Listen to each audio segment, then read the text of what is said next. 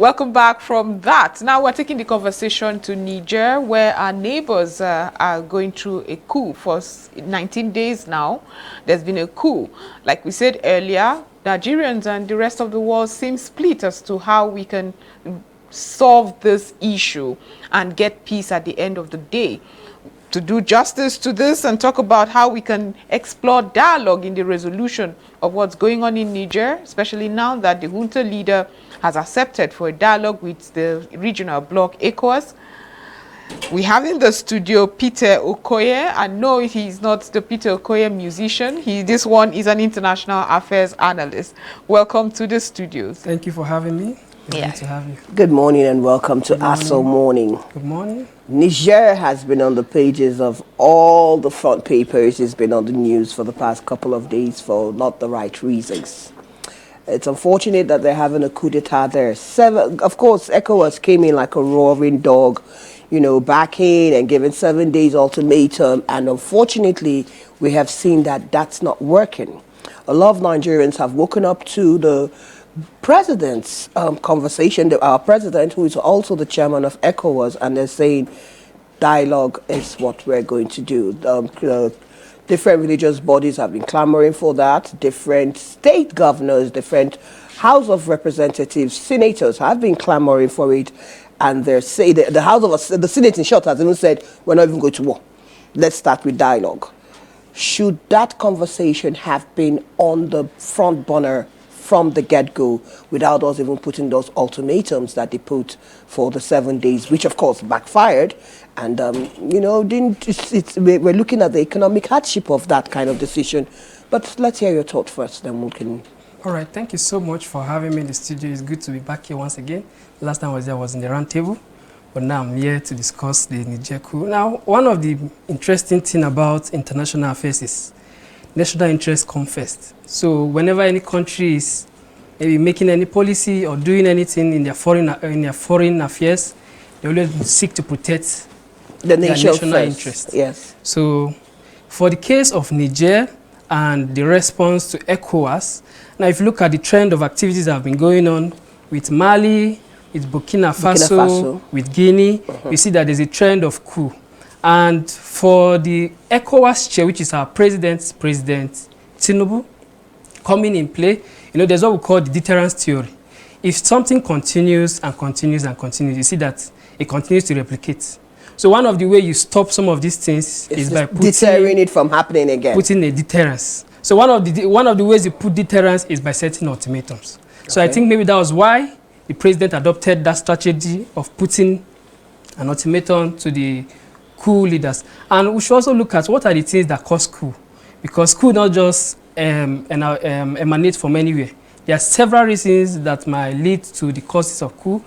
We look at corruption, we look at insecurity, people clamoring for change, people seeing that their interests are not represented in the mainstream. Like people they want to lead them are not the ones leading them. So these are some of the causes for coup. And when you see the fundamental causes of coups, you have to address it, because if you are not addressed, then there will be replication of those activities in the region.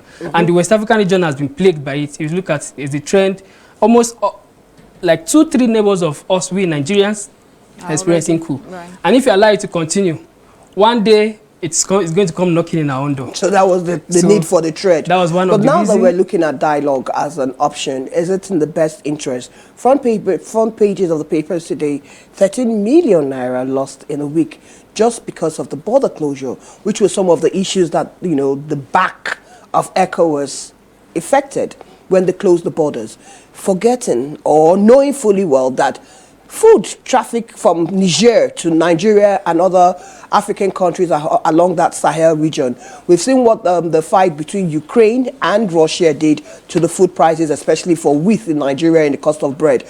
Not talk of our neighbors. Niger has a better, safer farming culture than Nigerians do. They're not dealing with insurgency and bandits and headers, farmers clashes. So that sanction not only is affecting them, it's also affecting us, and I'm sure other countries too. Onions in Ghana skyrocketed. Right. You can't buy it. It's almost gold there because of that border closure. Yeah. So now that ECOWAS is saying we want to dialogue with Niger, what kind of dialogue should we be expecting them to say? What conversation should be on the table? All right. So the thing is, in foreign policy, there are two ways of diplomatic approach. There's the peaceful diplomatic approach and there's the coercive diplomatic approach. Okay. And the peaceful diplomatic approach involve maybe you see the ambassadorial consultations, you see humanitarian aid, you see discussions with prominent individuals that will lead to resolution and resolving of conflict, because this is a conflict situation. Now the other part is coming to where you have the military action, the war, the threats, the tariffs, the closure of borders. These are some of the coercive actions. Now, the peaceful action is first explored. It's much more advisable to explore the peaceful action. That's what they want to do now. So what should we expect them to be exploring? What kind of conversation should the ECOWAS be bringing to Niger? Now, in the ECOWAS formation, we have what we call the Council of Elders. And the Council of Elders involve prominent individuals, religious clerics, traditional rulers, people with prominent characters, people that people can, just like example, for example, the late Mandela, some of these prominent people like our Islamic cleric, the governor of Central Bank that was given an audience. Exactly. Yeah, so these are some of the avenues that ECOWAS use as the Council of Elders. They can come in and sit down to mediate and reconcile differences, because these differences is what led to the coup. So one of the ways they can look at is to look at people, you know, when you are analyzing or when you are trying to resolve a conflict, you have to bring in mediators. People who party A and party B would like to listen to. Now, the issue now is ECOWAS and Niger. And you have them saying, we want this, we are giving you an ultimatum, now we are coming back to dialogue. This is what I'm saying, we are taking a military action. I know for every war or whatever war that will come, any war that happens, it always ends on the negotiation table. So it is better you don't go. You don't even start that exactly. war. It's better you don't go to war and count your costs. And there's also a multiplier effect of wars. Because if we have borders, if we are sharing border with a war country, there will always be refugees, internal displaced persons. So more people will be coming into your country, and there will be stretch your infrastructure. Exactly. So one of the best ways to approach this is the peaceful, and it is very good now that we have the juntas, the Niger militants, Coup leaders, they've are now agreeing for dialogue. So it's a very welcome idea. So now one of the best ways is for ECOWAS to see how they can put in more effort to ensure that there is peaceful dialogue. Now, you look at border closure, you see that the economic effect, you can't compare. I can tell you, 13 million naira every week. Okay, there are several trucks parked there, more than 1,000 trucks parked at the borders. They can't move, they can't come. So these are some of the effects. Okay, it's also concerning too. I mean, I get what you're saying, but with all the sanctions on Niger at the moment, economic crisis is looming as well. So the argument is, what do you do if you were the chair or if you were the leaders among ECOWAS?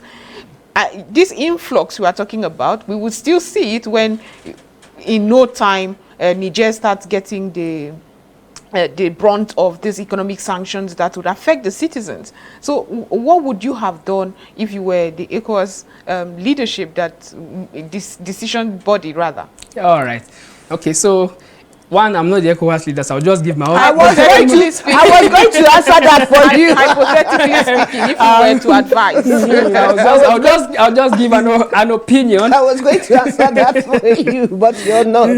I'll just give an opinion. Now, you see, peace, communication is one of the best strategies to solving any problem. Yeah. So opening communication to the barest or to the most, it's one of the best way to resolve. For me personally, I believe it's one of the best way to resolve conflict. Now, people are pained. People are feeling that they are marginalized. People are feeling that the government is corrupt. They are not representing them. So the took this action and said, okay, we are taking over the government and, you know, restoring democratic, because with this, we are in the 21st century. And people need to be represented by those who they want to be represented. You can't come and take military decree. You know, when the military rules, you have decrees. Yes. It's a dictatorship. You say, do this, do this. And it but that might not it might not go with every other person. So people want to be heard. People want their voices to be heard. Now, one of the solutions I will suggest, or my opinion to the ECOWAS, is to seek for more people that these people are willing to listen to negotiate with, to mediate. Thank God we have one person. Now there should be more people there should be more conversations ongoing on the table, so that we see how we can peacefully restore democratic order, because democratic principle is one of the best principles practiced in the world. People are represented by those who they want to be represented, not by decrees or dictatorship or you must do this, you must do this, you must do this. People want to hear their voice. People want that the economy benefits them. That they have jobs, that there's no unemployment, the standard of living is better. Because when all these economic indicators are in line, people will not seek for coup. The government will continue to flow at a steady way. Right. However, we also hear the Nigerians. It's like one thing they are most excited about is foreign powers' influence, cutting off foreign powers' influence. Do you think there could be any government, even the juntas themselves, would do without the foreign powers and the meddling that often happens? Well, you know, sometimes people try to stretch beyond their powers. There's nobody that can survive as an island. Even one person cannot survive as an island. That's why we need each other.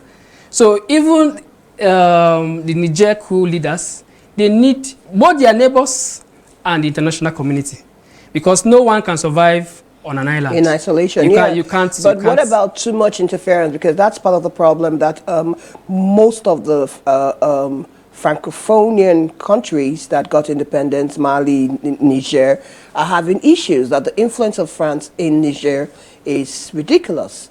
They have they still have their reserves in France. They're still using the CFA, that's what they call it. Yeah. So it's the French domination for currency. And when we agree with you so much that nobody is an island, but at the same time each country has its own sovereignty. So if we're saying, and like she's saying, should we expect that there's less influence in Africa, especially by all these multilateral countries, so France, United States of America, should we expect less interest? Why I say this, because of course Niger didn't get to where it is now. They've had series of bad leadership, they've had problems, they've had economic crisis. Niger is one of the poorest countries in the world.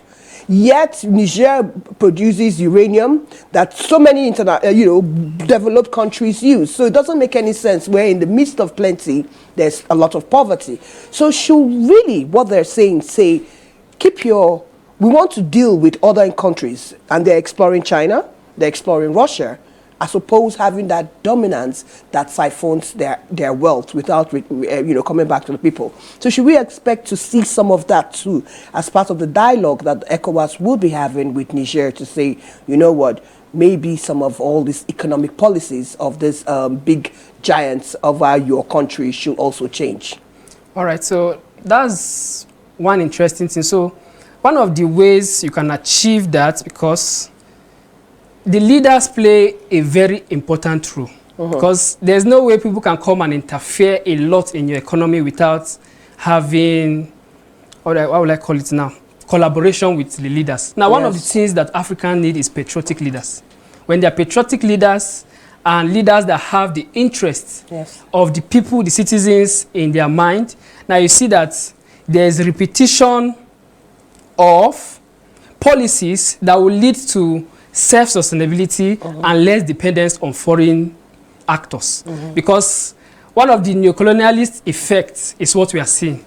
Some of these countries are made to sign some treaties when they were given independence. They were meant to sign this, so that to ensure that the powers, they just give them, let's say, political independence, but not economic independence. So one of the ways they they can achieve total independence is having patriotic leaders who have the best interests of the citizens and set up policies that will help to alleviate and reduce the domination of foreign powers in the economy, so that when you have resources, instead of taking or moving, sometimes instead of moving some of the factories, you can make policies that you are taking some of these resources from us. Why not, instead of shipping our employment to you abroad, come and build the factories here and then create employment. Exactly. So you make those. So when you have patriotic leaders and you enact laws, because the leaders are the people that you give the powers to. So you enact laws, say, okay, you do this in the country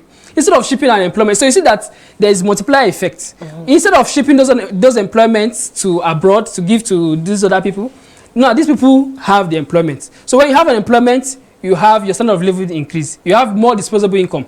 So if you can take care of maybe 2 persons, now you can take care of 3 persons. So you see, it goes on and on and on and on, and the cyclical flows continue. But when you don't have patriotic leaders, and you see, even leaders, instead of making policies that will suit the citizens, they connive and also carry funds from the home country and go and store in safe havens in other countries. So instead of the country growing, you see that the country keep on reducing and reducing. So one of the solutions to that and to reducing foreign dominance is to having patriotic leaders that have the best interests in mind, and they'll set up policies and guidelines that will help to alleviate and reduce the dominance of the foreign powers.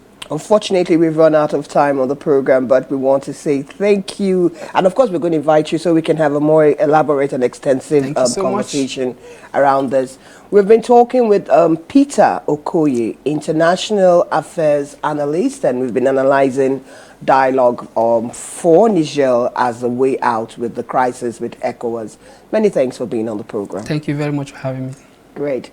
And that's how we wrap up Monday edition of ASO Morning. But tomorrow is another date, so looking forward to spending my morning hours with you. I'm Ifunaya, Yvonne, and Mafili. And I am Joy Asoye. Have a productive day.